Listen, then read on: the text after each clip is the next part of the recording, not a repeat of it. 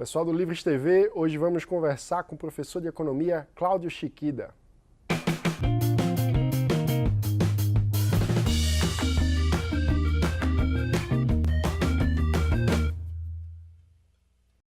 Eu sou Mano Ferreira, diretor de comunicação do Livres, e hoje vamos conversar com o professor Cláudio Chiquida. Cláudio, seja muito bem-vindo ao Livres TV. Muito obrigado, Mano. É um prazer, né? Professor, você é um dos mais antigos ativistas digitais pela internet. Você mantém um blog há muitos anos, sempre, enfim, explicando conceitos econômicos sob um viés liberal. Conta um pouco tua trajetória. Como é que você virou liberal e como é que começou a divulgar o liberalismo? Tá. Bom, na verdade, o blog, né? Na verdade, é o segundo blog, né? Eu tive um primeiro blog. Na verdade, não tinha um viés liberal, mas a gente tinha a ideia que eu sempre tive. Às vezes a gente tinha alguns coautores no blog, às vezes ficava só eu. No final, acho que fiquei sozinho, né? Mas sempre tinha esse interesse na parte de divulgação de ideias, conceitos de economia e também tinha um interesse na divulgação das ideias liberais, né? Eram outros tempos, né? Aqueles tempos eram mais difíceis. Depois esse blog acabou, eu chamava Economia Everywhere, ficava no Blogspot, e aí fui para esse outro novo, que ninguém acha, porque o nome é difícil, né? Que é o De Gustibus Non Est Disputando, que é uma homenagem a um artigo de economia do Becker com Stigler. E quer dizer, o nome quer dizer, né, latim e tal, quer dizer, gosto não se discute. E eu acho que eu sou um pouco esquizofrênico, né? Então eu fico oscilando entre falar de economia e falar de liberalismo, né? E como é que foi essa coisa do liberalismo para mim? Acho que isso foi, eu acho que é uma conjunção de fatores, né? Na minha graduação de economia, as poucas vezes que você, aluno de economia, achava alguma coisa, sei lá, algum autor diferente, Hayek, por exemplo, né? Ou na minha época eu tinha interesse, em algum momento eu tive interesse em algumas cadeiras de história do pensamento econômico. Foi muito breve esse interesse, né? Mas eu tive, né? E aí eu me lembro de chegar para um professor e perguntar do tal do Hayek, Caminho da Servidão, que livro é esse e tal. E o professor, não, isso aí é só ideologia, isso aí não é economia e tal. Ele pode até ter razão em alguns aspectos disso aí, mas assim, descartava de cara, né?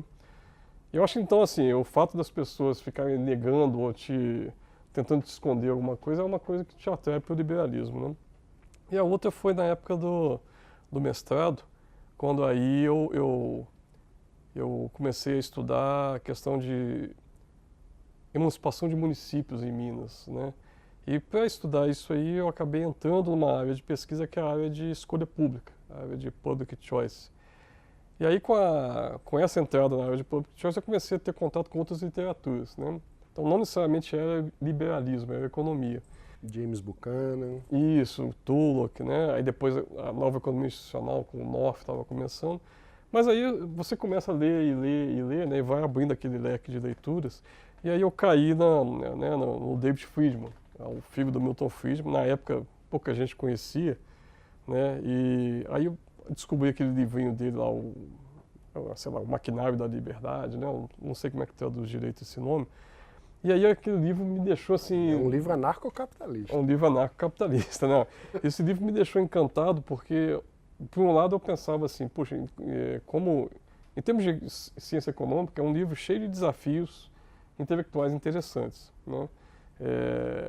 Do lado do liberalismo, é um livro bem radical, né? Puxava algumas coisas para os extremos, né? Te desafiava a pensar em algumas coisas até meio paradoxais, né?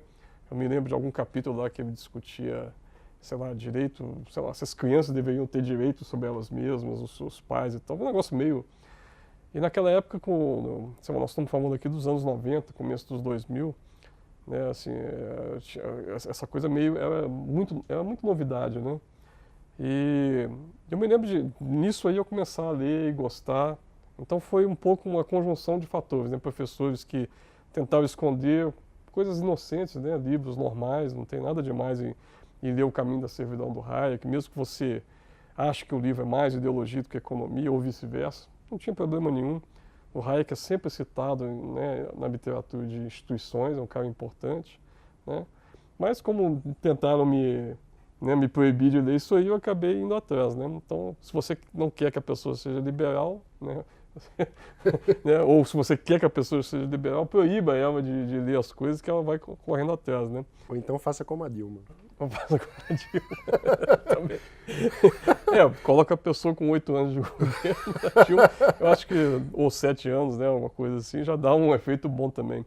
Mas né? como é que você analisa a trajetória das ideias liberais no Brasil nesse período? Dos anos 90 para cá, o que é que você acha que evoluiu? Nossa, essa é uma fase bem interessante, né? Poucas pessoas, né, conversando, né? Era uma época que existia um negócio chamado Orkut, né, para quem é mais novo, né? Grupos do Yahoo, na verdade, depois Orkut, né? Liberalismo verdadeiro. Raiz, né? Como se diria, não é essa coisa Nutella de hoje em dia, né? Mas então, aí você tinha poucas pessoas, conversava por e-mail, grupos de Yahoo, tinha um pouco aquele resquício da atividade do Instituto Liberal, né? Do Rio de Janeiro principalmente, e do Rio Grande do Sul também, mas que tinha algumas atividades importantes, né? Algumas divulgações importantes. E aos poucos surgiu um pessoal no Rio, né? No Rio de Janeiro, assim, além do Instituto Liberal, digo, né?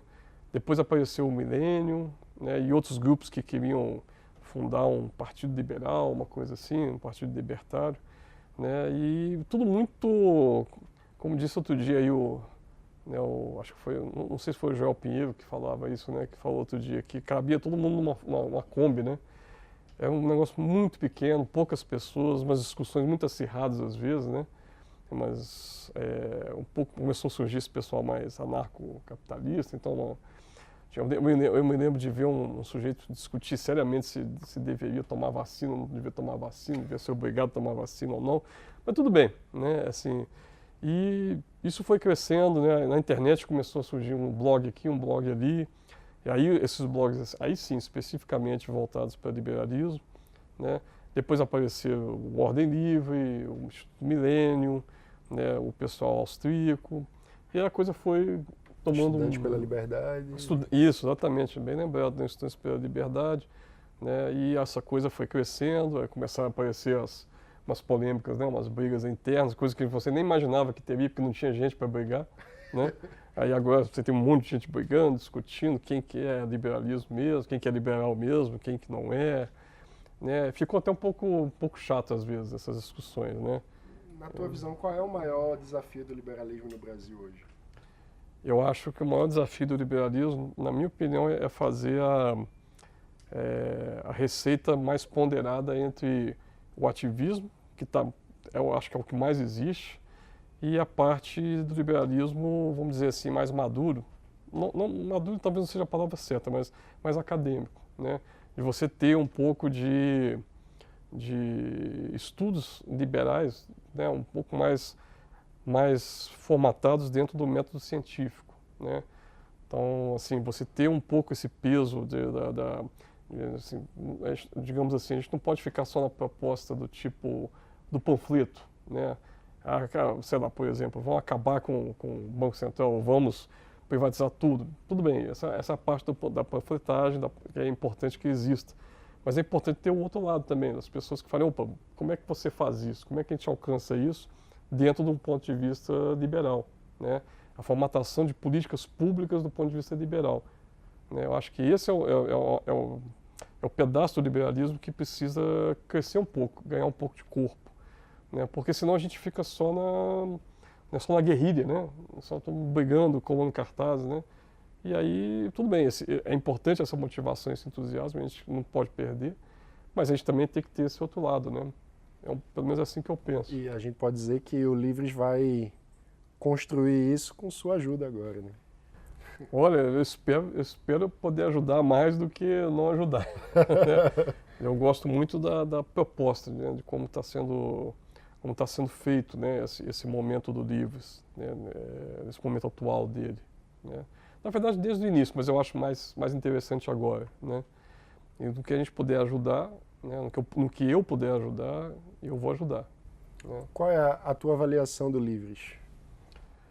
Olha, é um movimento interessante, né? Assim, eu não peguei um pouco no início, né, assim, não acompanhei muito de perto o início, mas eu me espantei, né, em de repente ver uma diversidade de pessoas que eu nunca tinha visto antes nesse período todo que eu acompanhei, né, o crescimento do movimento liberal. Assim, eu acho que depois dos Estudantes pela Liberdade, teve algum período ali que começaram a aparecer nomes de pessoas que eu ficava, puxa, antigamente eu conhecia as pessoas ali, agora eu não conheço mais, né, tem um monte de gente nova.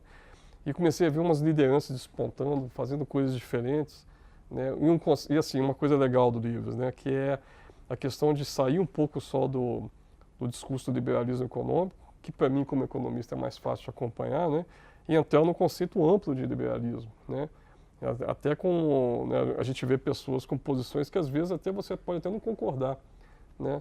Mas em essência todo mundo concorda que é importante você ter essa diversidade de opiniões, né? Isso eu acho que esse respeito a e essa diversidade eu respeito a diversidade e a diversidade em si, né, que eu vejo, é que eu acho mais legal, assim. E sempre, sei lá, o mais interessante de tudo é que é um monte de gente jovem, né?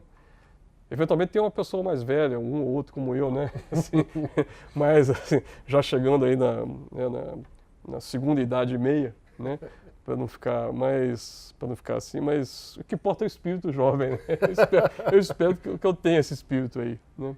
Chiquida, muito obrigado por essa entrevista ao Livros TV. Aí eu que agradeço, né, mano? E se você gostou desse vídeo, deixe o seu like, se inscreva no canal, compartilhe com seus amigos e acompanhe as nossas redes sociais, sempre em /Eu Sou Livres e também no site eusoulivres.org. Obrigado e até a próxima.